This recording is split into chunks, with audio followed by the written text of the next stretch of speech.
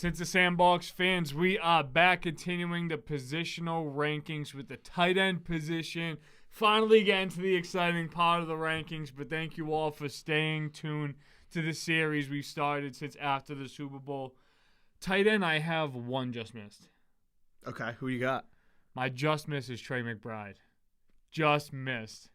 Trey McBride made my list. So the reason why I just feel like his play was the least impactful. I think it was beneficial for his team, but the Cardinals didn't do anything this year.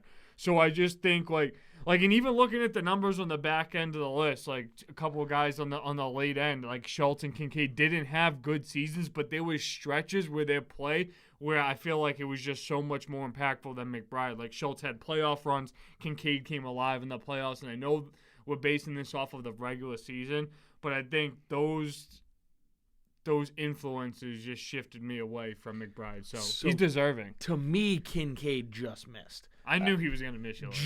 Like I had him, and then I did bump him down for my 9 and 10, actually, I wanted to put in there. I'm going to talk more about Trey McBride when we get there, though.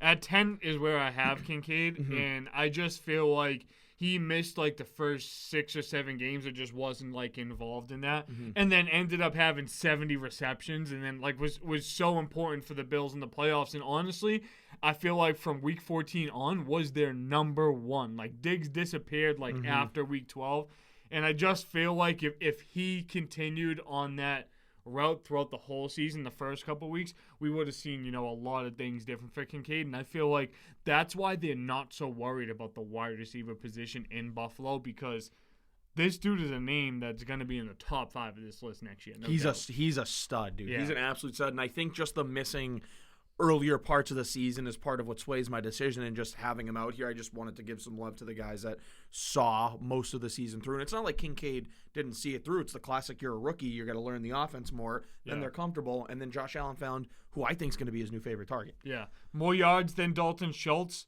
More receptions and more targets, but less touchdowns. And I just feel like Josh Allen takes a lot of those touchdowns, obviously. James Cook had a strong second half of the season. But right above him is where I do have Dalton Schultz. And when I see 88 targets and only 59 receptions, like I had Schultz as a guy on my fantasy teams, and I was happy with his play. And it just – that's why, like, fantasy numbers don't always translate here. And 59 receptions, and I felt like the tight end position was really like it wasn't a great year for the tight end position. So like the 59 receptions with the 600 yards and 5 touchdowns was good. I do think like he should be sitting above 75 catches and a little bit closer to like 850. But that touchdown number is really going to depend on how they're scoring the ball and who is it going to be? Like, is Saquon going to go there? Because that's definitely going to impact the touchdown number. Nico Collins going to continue to develop. Is Tank Dell going to have a full year? All of that is very crucial into Dalton Schultz role, but I feel like he's very comfortable, and I'm happy that they got him signed to a good contract. Absolutely. Very, very deserving of it. At 10, I'm going to pick it up with Jake Ferguson here. Okay. So might be a little low, but overall, he had a really good season, 760 yards, 6 touchdowns. He was the third or so option on that team, but he fit into the role really, really well, and I'm very impressed to see what comes from Jake Ferguson. Top 10 tight end this year, I believe. I have him here at 10. I know you jumped in with 9, so I'm going to wrap in with 9 real quick.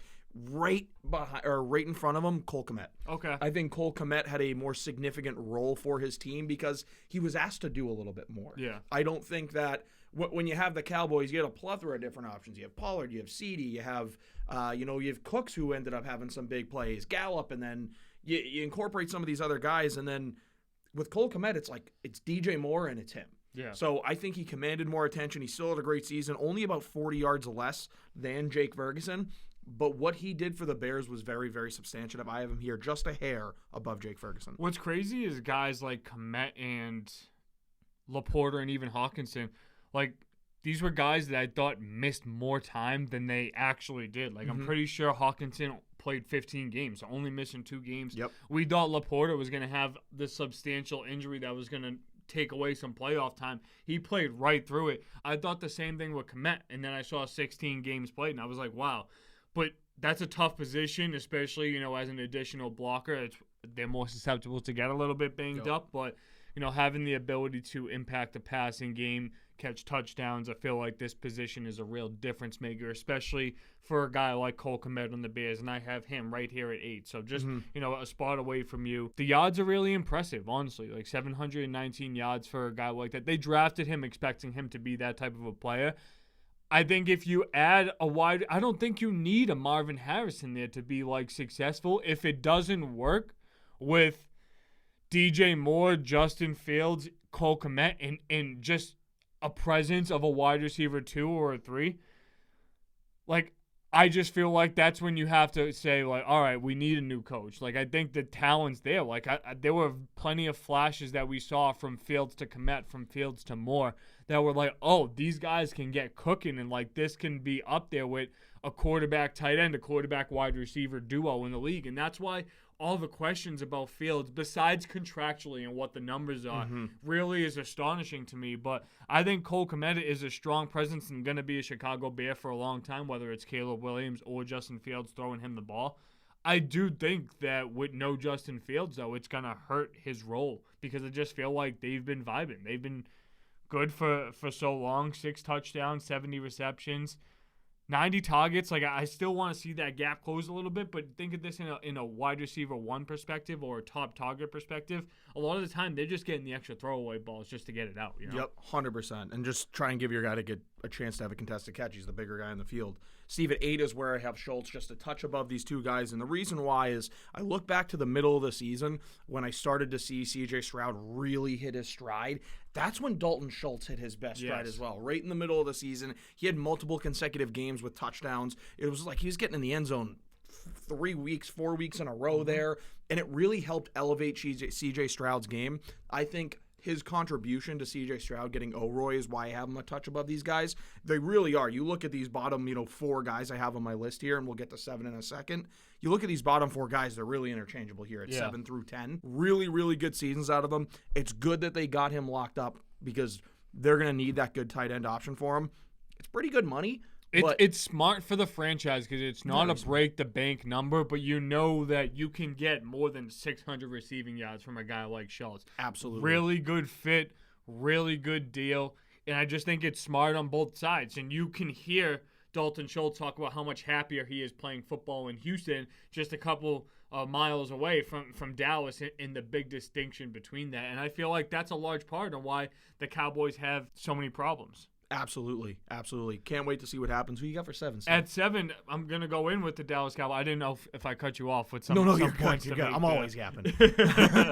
But at 7, this is where I have Ferguson. I think he fit the role really well for what they needed. Dak Prescott really does enjoy throwing to the tight end, and we saw that when Schultz was in Dallas, and Ferguson came in and made that a seamless transition. I thought he fit well with CD. I think if they had an established ground game this year, we might have even seen more improved play from him. But 761 yards, 5 touchdowns is really impressive with 100 targets. So this is a dude like brand new to that tight end 1 role and, really performed. So I don't think that, the specialist and receiving options are the problem in Dallas. It's moments in games when you need to be the better player. You need to be the better team. You need to be the best player on the field. And I feel like that's why so often you see a guy like Patrick Mahomes, even though the Chiefs weren't favored for a large part of this year, get to where they need to, because at the end of in 2 minutes left in the game, Mahomes is always the best player on the field. I know, like,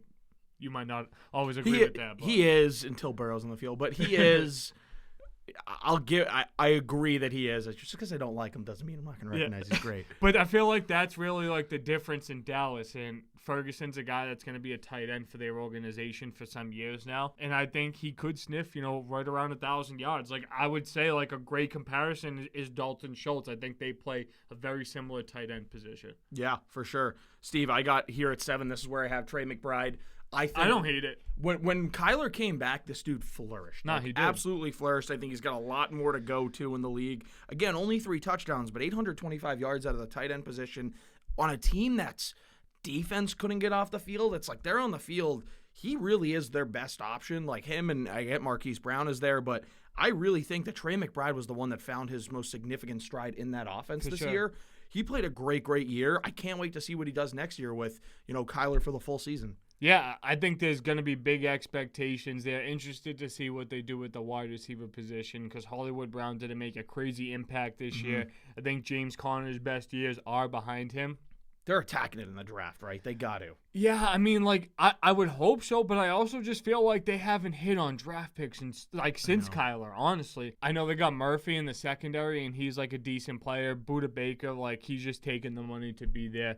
But you could tell that they do have some players, but they just need to make that, like, a lot more consistent. I feel like with the way that the team is ran with Gannon now, that if they build that offense up a little bit, like maybe they can be, you know, a little bit of a better unit, but they're never going to improve until they get better defensively. And if they keep missing on players and they're not bringing in, you know, free agents that are going to be, you know, talents that change their franchise, then Arizona is going to stay exactly who they are. I just think at the 4 spot, though, you have so much wide receiver talent up there. You can look at Odunze. You can look if MHJ gets down there, take them. Like, yeah. You have those two guys as options. I think if you don't hit on either of those two, then you can wait a sec and address some other spots if you need. Yeah, like I honestly think Marvin Harrison's going within like the first 3 picks. I think one of the top guys like won't get the quarterback that they want and will just say like, look, like this is a great player. Like how can we just take an additional first round pick knowing that this guy can be a future Hall of Famer? And in that scenario, like I like Odunze, I like Neighbors from LSU. Mm-hmm. I like Bowers too, but I just honestly feel like Arizona has too many things to address to just sit there and just like not. I don't want to say that they can't take what's the best available, but this is a draft where they should be making 6 or 7 selections in the first 3 rounds to really round out that team. Yeah. And I feel like it's now or never. Like you have to do it like with Kyler. If you don't want to do it with Kyler, then maybe like you do start to consider like the trade movement there. And I know that that's not the direction that they're going, but Arizona just that's a team like the Giants, for example, like, and it's going to be really tough for me to sit here and say that, hey, we should settle for a quarterback whenever we pick because we just have too many damn holes, and you're not going to build a good team just by getting the right quarterback. I feel you. It doesn't work like that. 6, this is where I have T.J. Hawkinson, really impressive to have 127 targets. 95 receptions is really impressive, just under 1,000 yards after missing some time, too. I think his success will be determined on Kirk Cousins and what happens with J.J., I know that I'm assuming that JJ's waiting for his extension to figure out what's going to happen with Kirk, right? Mm-hmm. And we just got news that Kirk Cousins is going to let us know tonight his destination. So really excited for that. I think this is going to have a trickle effect for all of free agency. So interested to see the way that goes. But Hawkinson's a baller. With the performance that he's been having in Minnesota, really makes me feel like that trade worked well for both teams because the Lions got Laporta, Vikings got Hawkinson. Both teams have a tight end, and honestly, like offense isn't the problem for either of those organizations. Hawkinson probably could be a lot higher on this list, but I think that there were a couple of special performances from some guys this season that where he missed some time, I had to give him the 6th spot. Certainly understand that. I'm going to talk about Hawkinson a little bit later. At 6 here, I got Evan Ingram. I think he had an awesome season. I think he had his best season to date. Yeah, no doubt. I just think that there were some better performances in the tight end room this year, but not to take anything away here. Again, you look at these top 6 guys. We had 6 spots in the positional rankings. I'm sorry, in the fantasy rankings every week because there were a lot of tight ends that were flourishing. We could have gone to 10 eventually. Yeah. But Evan Ingram was in that list for me almost every time. He was 1 to 6 every time. He had some standout performances where you have multiple, like, double-digit catches, 100 yards, a touchdown. Like, he had multiple really, really good performances. There were also some games where I was left to say, where is Evan Ingram? So there was just a little inconsistency for me. I got him here at 6, but it was still his best season so far. I think he's going to flourish in that offense again. Yeah, I have Evan Ingram a little bit higher on the list, but lower where I think like I probably should have had him, honestly. 114 catches out of the tight end position is nuts. Like that's insane. And if Travis Kelce had 114 catches, there would have been no debate that he would have been 1 on this list. But because it's Evan Ingram, it's a lot different. And out of 114 catches, only 4 touchdowns. Like, yeah, that's not a number that you're happy with. Mm-hmm. But I also know that there were penalties in the end zone where he had caught a touchdown that got taken back. I know he dropped a couple. And honestly, they have a lot of mouth to feed. ETN, Calvin Ridley, Christian Kirk, Zay Jones, all get touchdowns. Tank Bigsby got in the end zone a little bit.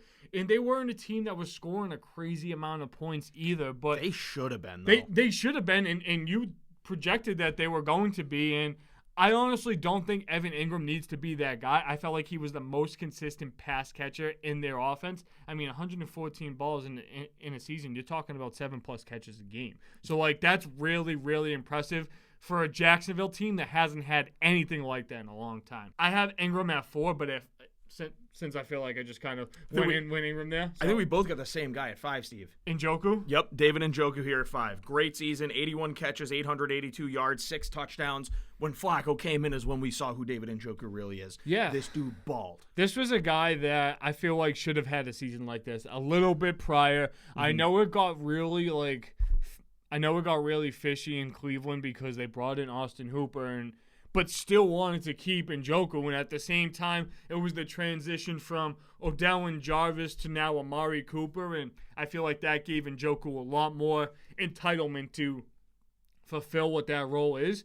But also, when you're not running the ball as successfully because of a Nick Chubb injury, other players have to step up. And I do not think that if anybody else was the quarterback besides Flacco, that Njoku would have had that success. So I do credit a lot of that. I think there is going to be a bit of a drop-off going into next year, but the difference is like if he closed his gap between the targets and the receptions, like he really could have sniffed 1,000 yards. He had 123 targets with only 80 receptions, like 42. Contested catches, too.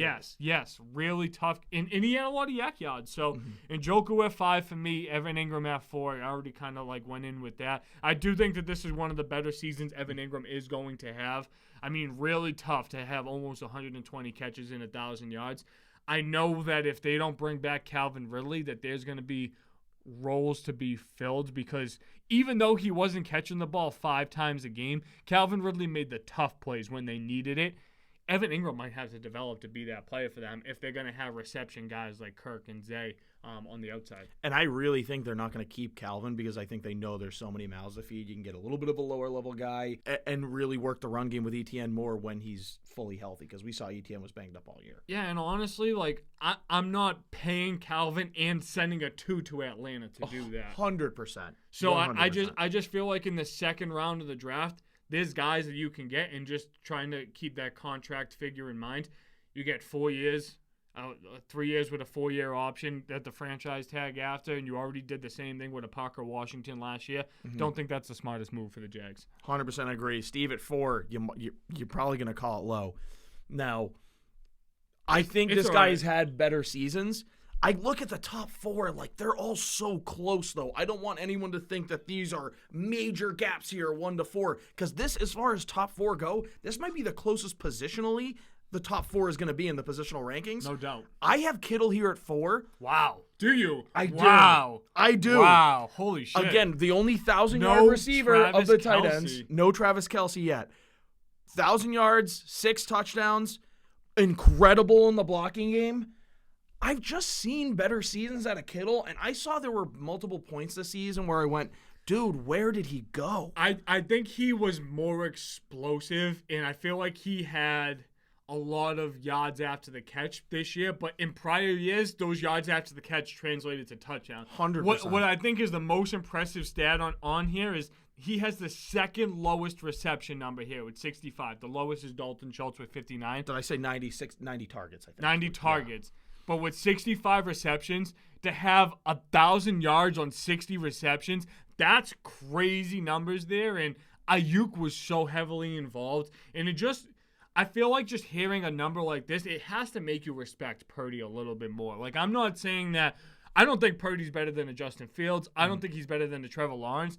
But to still have productive seasons from a Debo and Ayuk, CMC having his best year, and Kittle silently catching 1,000 yards on 60 catches, that's crazy to me. I'm so shocked that Kelce isn't your bottom here out of all of this. Kittle's my 1 on the list. So Kittle had I get it. I kind of am looking at him being the 3 or 4 option. I think that there was more plentiful opportunities for him. He had one-on-ones more. I just can remember at multiple points throughout the season just saying, Kittle had a sick performance, and then Kittle was gone. And then he had a sick performance, and I get it. When he's gone, he's not gone because he's picking up the second-best pass rusher on the team. I get that. I got him here at 4. I've seen better seasons out of him.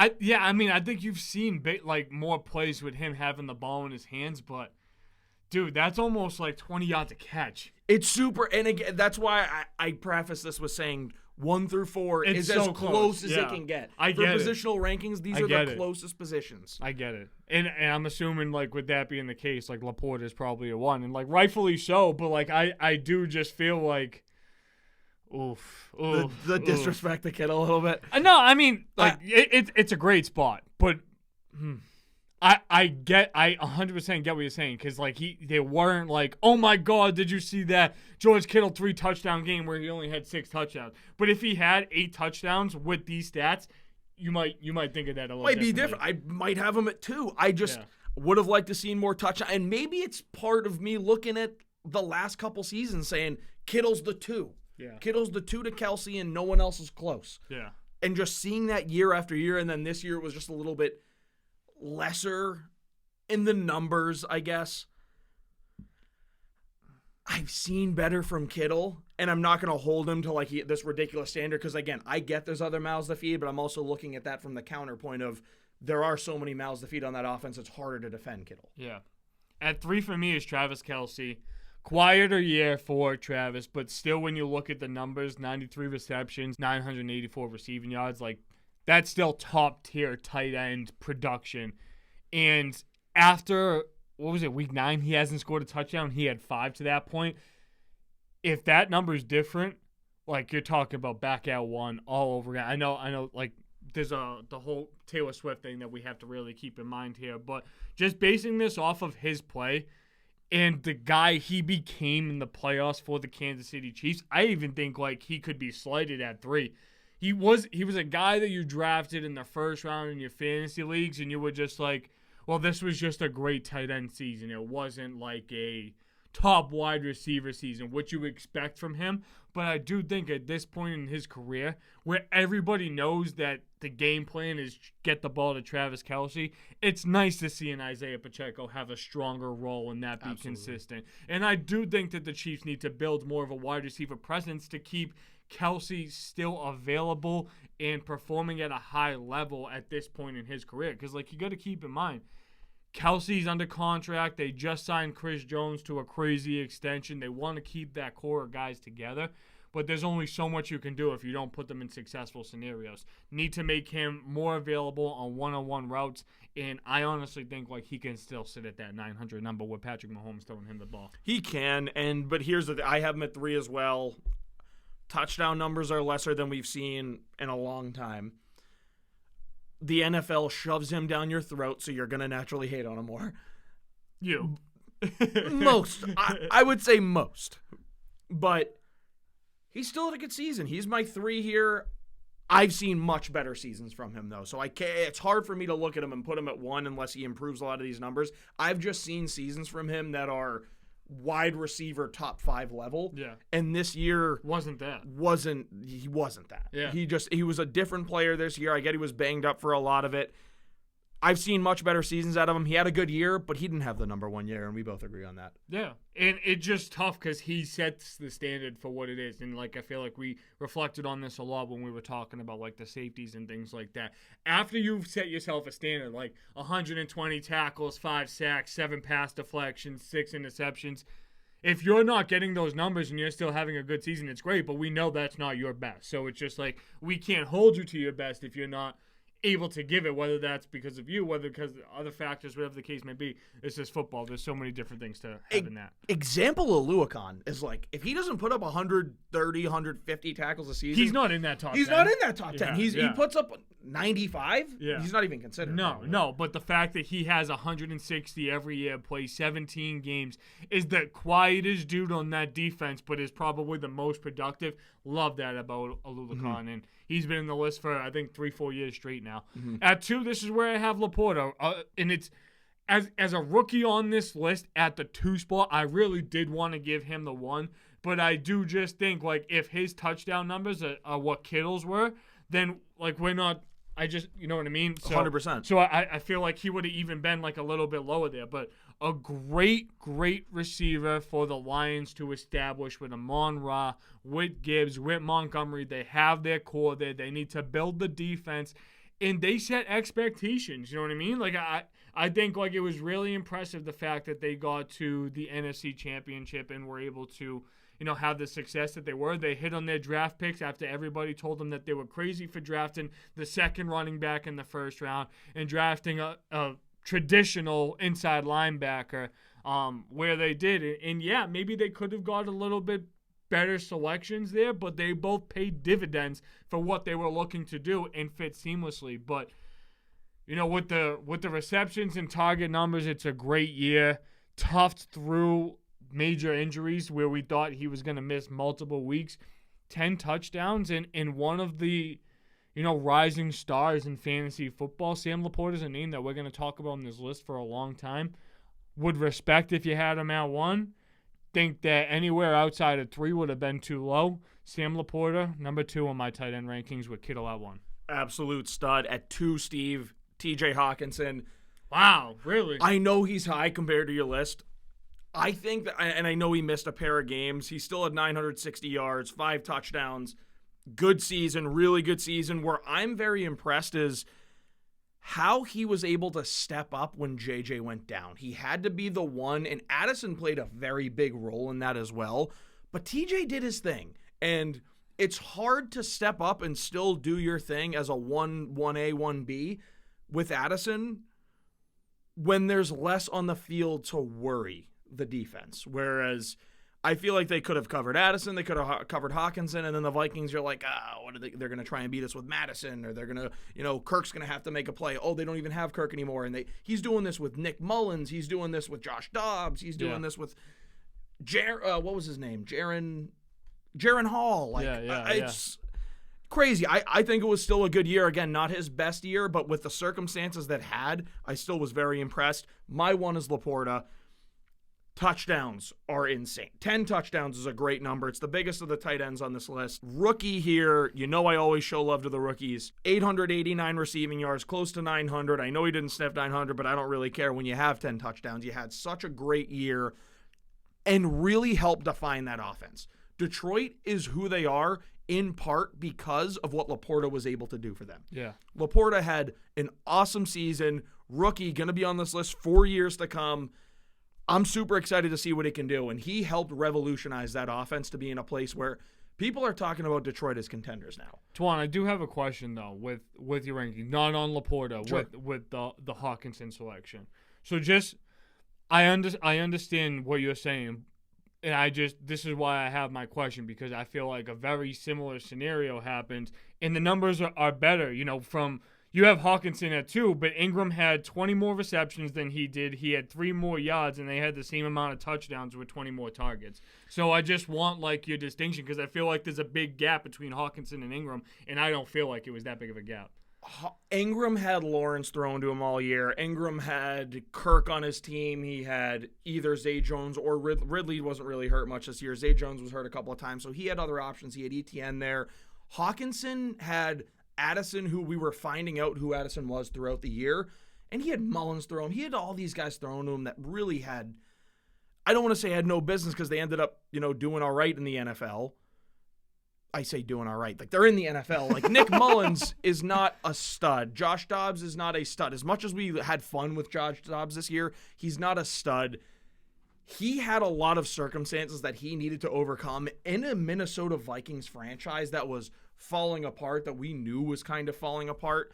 I know the Jaguars had an epic fall apart, but I don't necessarily attribute that as much to Evan Ingram, whereas the Vikings fell apart, and that doesn't really have much to do with TJ Hawkinson. It just didn't really affect his performance for me. Yeah. I mean, fair enough. I do just think, like, that gap should have been a little bit more closed on that. Would you add Ingram at what? Right, they're 6. They're 4 apart, yeah. So it's nothing crazy. But again, we look at 1 through 4. They're super, super close for me. 5 and 6 is that next tier. I just gave Hawkinson the edge here. I also disrespected him a little bit in the preseason. I said he was going to be the number 11 ranked tight end. Yeah, so now I got to sit here and swallow my words on that because he's my number 2. All right. So fair enough. Guys, this was the positional rankings at the tight end position. You just heard the offensive line prior to this. We have wide receivers, running backs, and finishing up with the quarterbacks as we approach the NFL draft. We got your free agency news coming to you guys with so many more episodes. Make sure to stay tuned on YouTube or wherever you get your favorite podcast. You guys know the deal. Peace, love, 5 stars, nothing less.